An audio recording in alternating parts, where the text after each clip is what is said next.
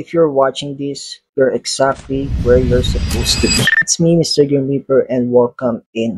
Lagi nating iniisip, kailangan ko muna mag-viral bago ako i-subscribe or i-follow o kaya seryosohin ng mga viewers. Kailangan ko muna ng thousands of likes bago ako magsimula. Pero to be honest, hindi yun totoo guys. Alam mo kung kailan ka dapat magsimula. Yung araw na pagod ka nang maghintay ng validation. Minsan yung pinakamahalagang content, di yun nagva-viral. Yun yung consistent, tahimik pero totoo. Karamihan kasi sa mga tao ngayon, hindi na sila nagfo-focus sa mga mahalagang bagay or mahalagang content.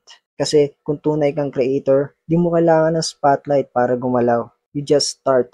You build quietly. You improve daily. So kung walang pumapalakpak para sa'yo ngayon, palakpakan mo muna yung sarili mo. Create anyway, post anyway, and improve anyway. And who knows, next time someone lands on your content, you'll say the same thing I said.